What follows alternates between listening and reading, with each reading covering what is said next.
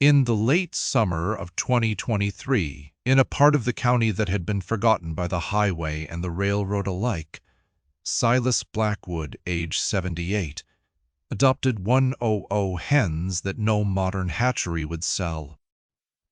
The men at the feed store laughed, not with malice, but with the weary amusement reserved for old men and their final follies. They laughed until the first heat wave broke records, and the yard behind Silas's farmhouse showed the dark, cool mouth of an old stone cellar.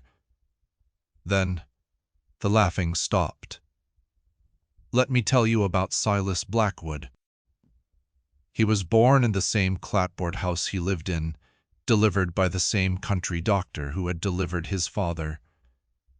He was 78 years old and had farmed the same 114 acres. He was known for two things: a silence that could outlast a winter storm, and a way of looking at the land as if it were a page in a book he had read 1,000 times. His hands were maps of his life, calloused and scarred from decades of fixing fences, pulling calves, and coaxing life from the tired soil of Harmony Creek. The farm wasn't a business to Silas. It was a covenant, a living thing passed down from his great-grandfather, who had cleared the land in 1888 with 2 mules and a profound distrust of banks. The farm had seen 7 droughts, 3 floods, and the slow hollowing out of the rural middle. It had survived the Dust Bowl, the farm crisis of the 80s, and the steady march of corporate agriculture that had turned his neighbors' fields into seas of uniform, genetically modified corn. Silas's farm was an island of anachronism.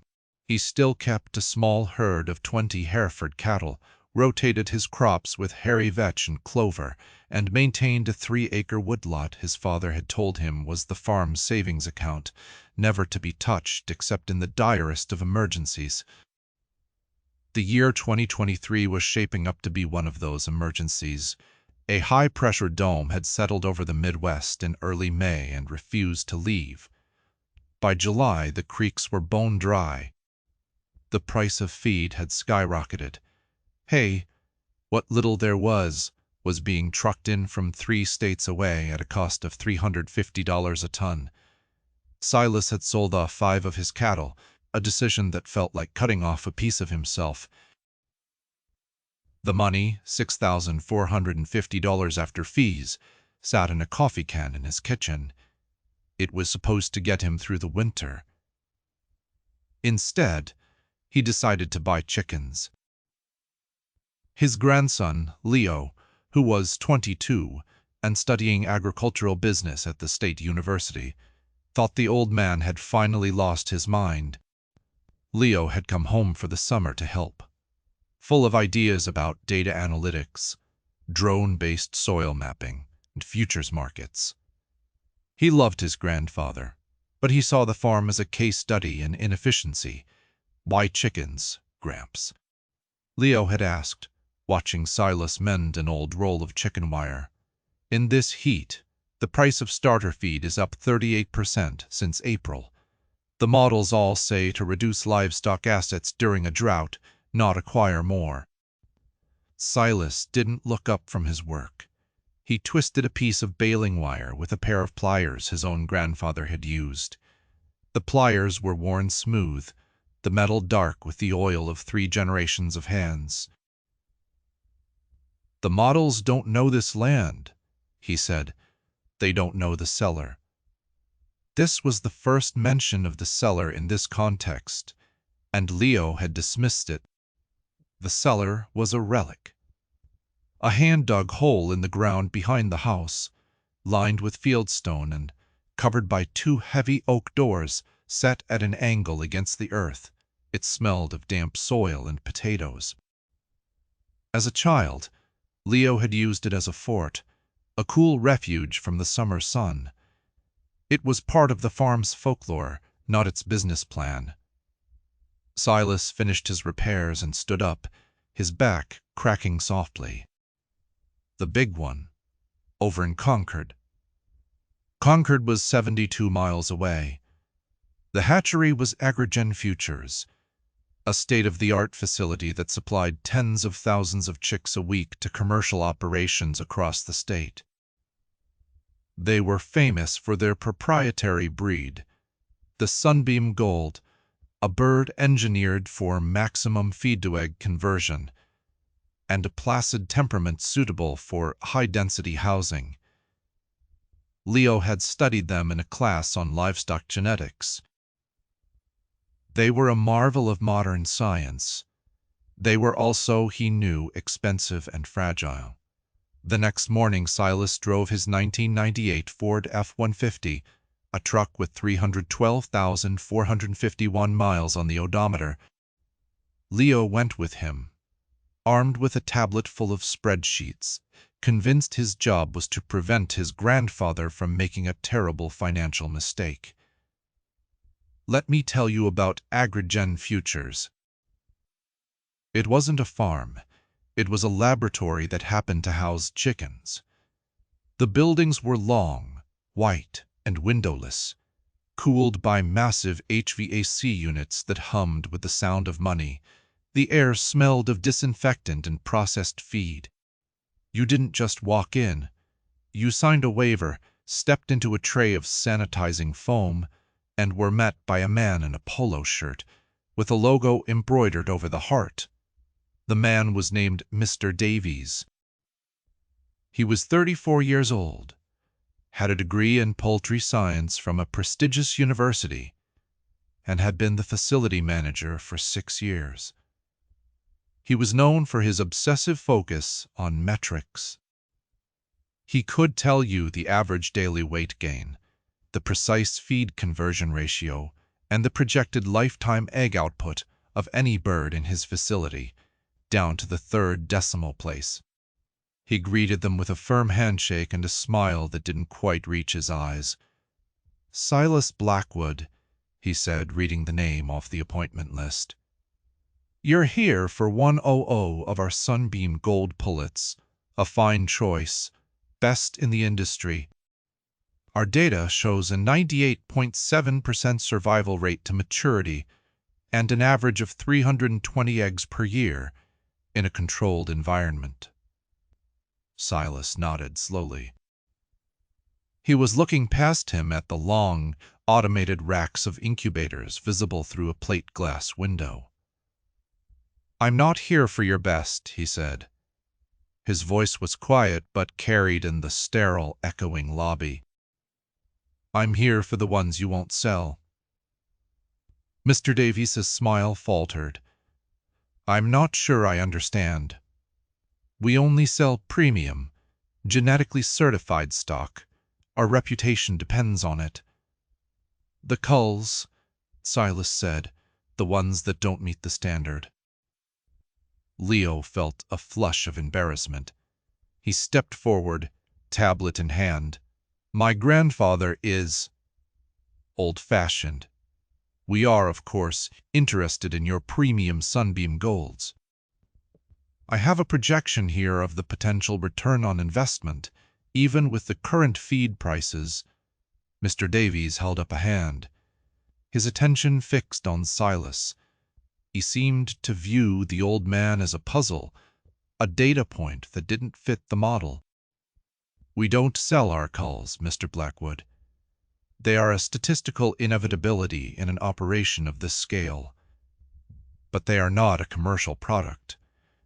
They are culled and processed for a protein meal. It's the most efficient and biosecure method of disposal." "Why are they culled?" Silas asked. "For any number of reasons." Mr. Davies began to tick them off on his fingers, a man comfortable in his expertise. "A slight deviation in comb formation. Leg angle that falls outside the 2.3-degree acceptable variance. Feather coloration that doesn't match the breed standard.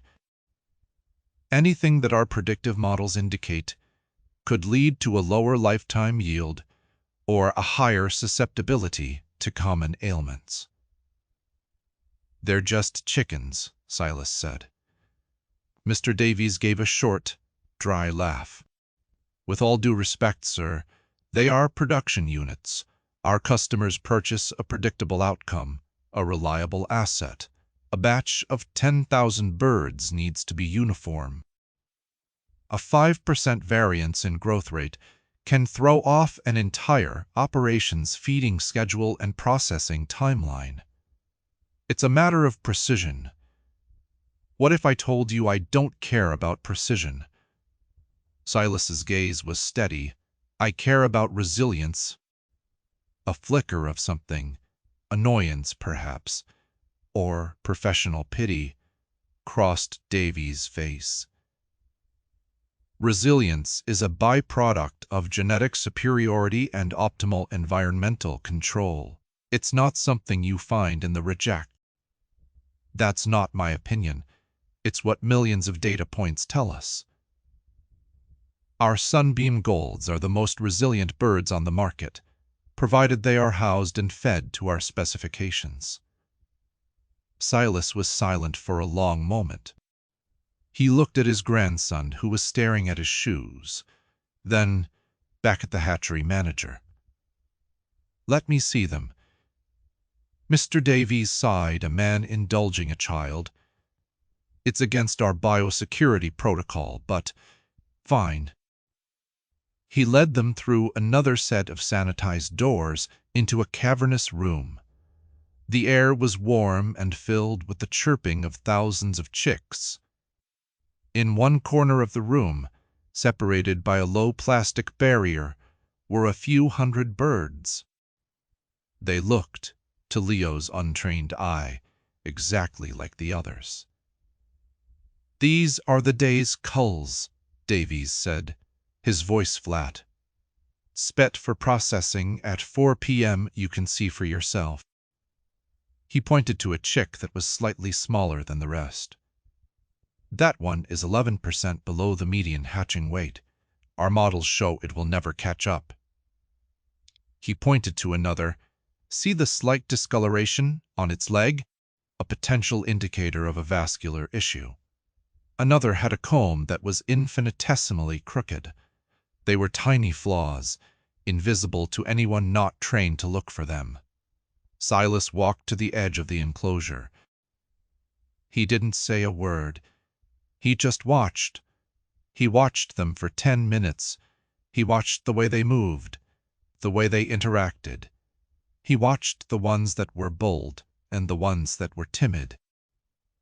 He watched the one with the crooked comb peck curiously at his boot. Davies and Leo stood in awkward silence. The hatchery manager kept checking his watch. Finally, Silas stood up. "They'll do," he said. "Do for what?" "I'll take 100 of them, sir. As I've explained, we do not sell these birds. They are a liability. We can't guarantee their health or productivity. Our brand is built on predictability. Selling these would be irresponsible." Silas reached into the pocket of his overalls and pulled out a worn leather wallet. It was held together by a thick rubber band. He took out 5 $20 bills and held them out. $100, $1 apiece. "You are going to turn them into feed. This is $100 you didn't have this morning." This was the moment of confrontation. It wasn't about money. It was about two irreconcilable worldviews colliding in a sterile, temperature-controlled room. On one side was Mr. Davies, a man who believed the world could be understood and controlled through data, models, and optimization. He believed that what was imperfect should be eliminated. On the other side was Silas Blackwood, a man who believed wisdom was found not in spreadsheets, but in the soil, in the seasons, in the accumulated experience of generations. He believed that what was imperfect had a place, that resilience was born from variation, not uniformity. Mr. Davies looked at the money, then at Silas's weathered face, then at the birds. It made no business sense, but there was also a strange, compelling logic to it. It was, as Silas had pointed out, $100 he didn't have before, and perhaps on some level he was curious. He wanted to see the old man fail. He wanted to see his data-driven worldview vindicated. "You'll sign a waiver," Davies said, his tone clipped. "It will state clearly that you are taking these birds as is, with no guarantee of any kind, and that Agrigent Futures is not liable for any losses incurred. You are acknowledging that you are purchasing substandard livestock." Silas just nodded. Fine. An hour later, the old Ford F-150 was rattling its way back to Harmony Creek, with 2 large cardboard boxes in the bed. The boxes were punched with air holes and contained exactly 100 assorted, rejected, substandard hens. Leo sat in the passenger seat, stewing in a mixture of shame and anxiety. He had run the numbers. Even at $1 a bird, the feed costs alone would eat up most of the remaining cattle money by winter. He was sure they had just purchased 100 tiny, feathered liabilities. He broke the silence after 30 miles. "Gramps, I don't understand. We could have bought 25 of the best. The Sunbeam Golds. My projections showed we could break even in 18 months. This is just gambling." Silas kept his eyes on the road. "The best ain't the best when the world changes," he said. "The world is changing." He didn't say anything more for the rest of the drive. The news of Silas Blackwood's purchase traveled through Harmony Creek with the speed of gossip in a small town. It was discussed over coffee at the diner, over beers at the tavern, and over the counter at the feed store. The consensus was uniform. Poor old Silas. In the middle of the worst drought in 50 years, he had spent good money on 100 chickens that the most advanced hatchery in the state was planning to destroy.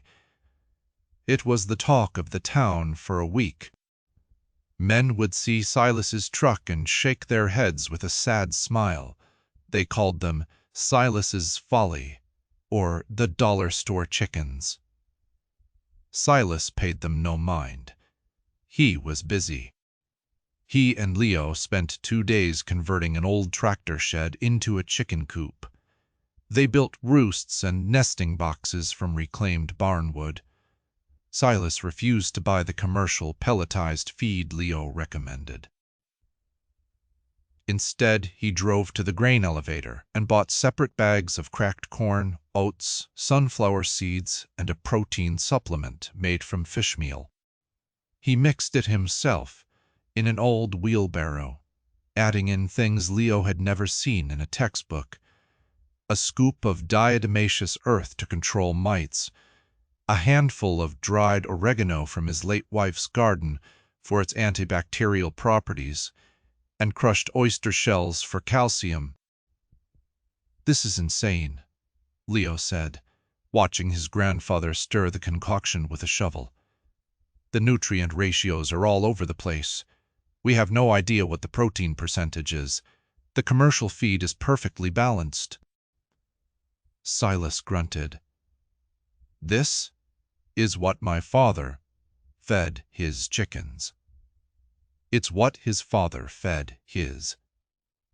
It worked for them. He let the 100 hens out into a fenced-in section of the yard. They were a motley crew. Unlike the uniform, honey-colored Sunbeam Golds, these birds were a patchwork of colors and sizes. Some were small and dark. Others were speckled white.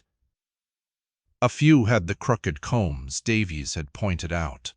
They were a flock of individuals. They didn't move as a single placid unit. They scattered, explored, and immediately began scratching and pecking at the dry earth, foraging for insects and seeds that Silas's perfect hens would have ignored. The first few weeks were difficult. The heat was relentless. The temperature hit 100 degrees for 5 straight days in early August. 2 of the smallest hens looked weak. Leo was convinced they were going to die, proving Mr. Davies and his models correct. He imagined the smirks at the feed store. Silas did something Leo had never seen before. He brought the 2 weak hens into the cool of the farmhouse kitchen. He mixed a bit of molasses and apple cider vinegar into their water and fed them with an eyedropper. He sat with them for hours. By the next day, they were back on their feet, and by the end of the week they had rejoined the flock. The models had predicted they would be the first to die. They were the first to be saved. It was around this time that Silas started talking more about the cellar. "Let me tell you about that cellar," he said to Leo one evening as they sat on the porch, watching the hens peck in the twilight. "It wasn't built for chickens. It was built for people." He told Leo the story. His great-grandfather, Silas Blackwood, had emigrated from a poor farming village in the Black Forest region of Germany in 1884. He had saved for 10 years to buy the passage for himself and his wife. He chose this piece of land because the creek reminded him of the one he'd left behind. But he knew the land here was different. The weather was violent and unpredictable. The winters were colder, the summers hotter, the storms more ferocious than anything he had known. He had seen his neighbors lose their entire year's harvest of potatoes and apples to a single hard frost in October or a week of rot-inducing humidity in the summer. So before he even finished building the house, he started digging the cellar. He dug it by hand, with a pickaxe and a shovel, loosening the dense clay soil one shovelful at a time. He hauled fieldstones from the creek bed on a stone boat pulled by his 2 mules, Molly and June. He was a stonemason by trade, and he built the walls without a speck of mortar, fitting the stones together so perfectly that they had stood for 135 years without shifting. The cellar was 12 feet deep, 5 feet wide. The thick stone walls and the 3 feet of earth overhead acted as a massive thermal battery.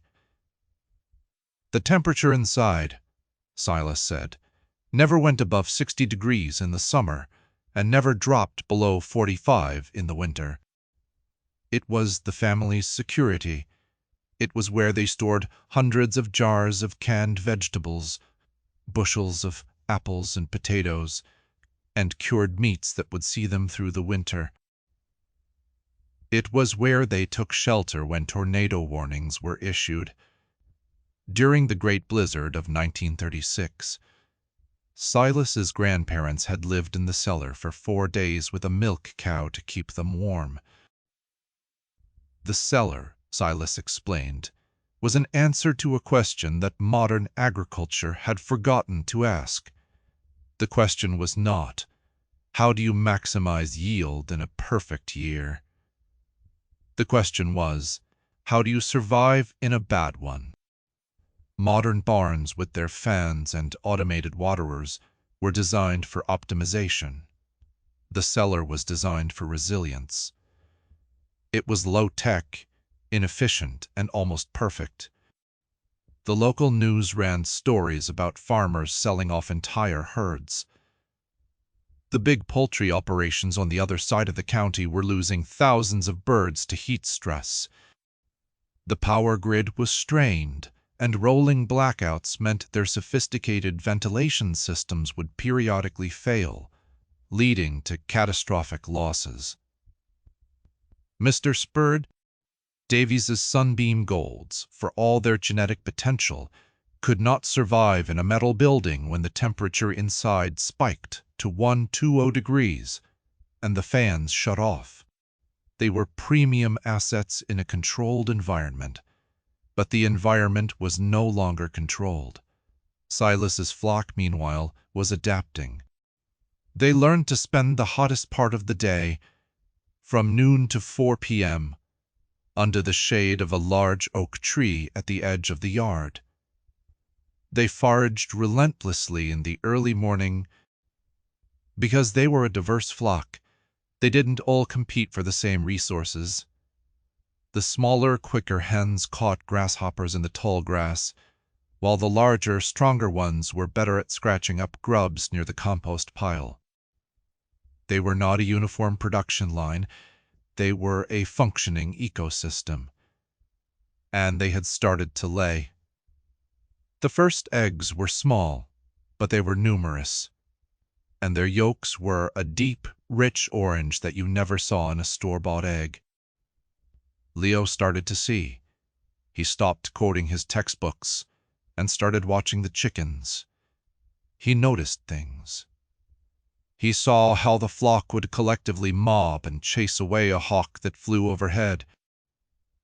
He saw how they communicated with a complex vocabulary of clucks and calls. He was witnessing not a collection of production units, but a community. Then, on the 3rd week of August, the meteorologists called it a heat dome of historic proportions. For 19 consecutive days, the temperature in Harmony Creek did not drop below 102 degrees Fahrenheit. The nights brought no relief, with lows hovering in the mid-80s. The roads began to buckle, the leaves on the trees turned brown and brittle, the air was thick and hard to breathe. This was the test. This was the moment the entire story had been building toward. On the second day of the heat wave, the temperature hit 108. The hens were clearly suffering. They were panting, holding their wings away from their bodies, seeking any patch of shade they could find. Leo came to his grandfather, his face etched with worry. "Gramps, they're not going to make it. We have to do something. The coop is like an oven." Silas nodded. He looked at the sky, a pale, hazy white. He looked at his flock. "It's time," he said. He walked to the old oak doors of the cellar, the ones set into the gentle slope behind the house. He pulled on the thick iron ring on one of the doors. It was heavy, and he grunted with the effort. With a deep groan of old wood, the door swung open, revealing a set of steep stone steps leading down into the cool darkness. A breath of air, smelling of damp earth, and a century of stored apples washed over them. It was at least 40 degrees cooler than the air on the surface. Silas scattered a trail of cracked corn from the oak tree where the hens were clustered, all the way to the cellar entrance and down the first few steps. The hens were hesitant at first. They had never seen this dark opening in the earth. But one, the bold one with the slightly crooked comb, followed the trail of corn. It paused at the top of the steps, cocked its head, and then, tentatively, hopped down one step, then another. A few others followed. Within 10 minutes, the entire flock of 100 hens had voluntarily walked down the stone steps and into the cool, dark refuge of the 1-3-5-year-old cellar. Silas and Leo followed them down. The oppressive, suffocating heat was gone, replaced by a profound and steady coolness. The hens, which had been panting and stressed just minutes before, were now calm. They clucked softly, exploring the earthen floor. Silas had already prepared the space. He had spread fresh straw on the ground and set up temporary roosts. He had filled waterers with fresh, cool water from the well. They were safe for the next 2 weeks as the heat wave shattered every record and devastated farms across the region. Silas's 100 substandard hens lived in the cellar. Every morning in the relative cool before dawn, he would let them out for a few hours to forage. As soon as the sun climbed and the heat began to build, he would lay down another trail of corn, and they would march back down into their subterranean sanctuary. They not only survived, they thrived. They kept laying eggs. They kept gaining weight. They did not lose a single bird. The laughter in town had long since died. It was replaced by a quiet, bewildered respect. Neighbors who had lost half their flocks would drive past Silas's farm slowly, looking at the empty chicken yard and the closed cellar doors, trying to understand what was happening. The story of Silas's folly had transformed into the legend of Silas's ark. On the day the heat wave finally broke, a familiar truck pulled into Silas's driveway. It was a shiny new pickup with the Agrigent Futures logo on the door. Mr. Davies stepped out. He wasn't wearing his corporate polo shirt. He was in a simple work shirt, and he looked tired. He had, he later admitted, lost over 30,000 birds at his main facility and had seen reports of up to 60% losses among his customers who raised sunbeam golds. His perfectly engineered birds, in their perfectly engineered environments, had been decimated. The control he had built his career on had proven to be an illusion. He walked with Silas and Leo to the cellar. Silas opened the heavy oak doors, and one by one, the 100 hens emerged, blinking in the newly mild sunlight, and began to forage as if nothing had happened. They were healthy, vibrant, and active. Mr. Davies stood there for a long time, just watching them. He was a man watching his entire belief system crumble in a dusty farmyard. "How many did you lose?" he asked, his voice barely a whisper. Silas looked at his flock, a motley, resilient, beautiful collection of rejects. "Not a one," he said. Mr. Davies didn't have an answer. His data had no column for a 135-year-old hole in the ground. His models had no variable for the wisdom of a great-grandfather who knew the violence of a Midwestern summer. He just shook his head, got back in his truck, and drove away. He was wrong, not because he was foolish, but because his knowledge was a mile wide and an inch deep. Silas's was an inch wide and a mile deep. In the aftermath, things changed. Leo abandoned his plans to get an MBA and came home to the farm for good. He spent the next year learning from his grandfather, not about spreadsheets and futures markets, but about cover crops, soil health, and the intricate history of their 114 acres. Silas's hens became local legends. People didn't want eggs from anywhere else. He couldn't keep up with the demand. He let his hens go broody and hatch their own chicks. He didn't select for uniformity. He selected for the hens that were the best mothers, the most clever foragers, the ones who seemed to know when a storm was coming. He was selecting for resilience. He called the new breed he was developing Cellar Browns. 2 years later, Agrigent Futures launched a new marketing campaign. They advertised a new line of birds, the Heritage Hardy line. selectively bred for environmental resilience and foraging instincts. They were, of course, more expensive. Silas saw the advertisement in a farm journal and just smiled. The story isn't about the chickens. Not really. It's about what we value. We live in an age that worships optimization, that believes what can be measured is all that matters. We believe in the data, the models, the experts who promise us predictability and control. We have built a world that is incredibly efficient, but also incredibly fragile. It is a world of sunbeam golds, perfect under perfect conditions, but helpless when the conditions change. What survives is not always the strongest or the fastest or the most productive.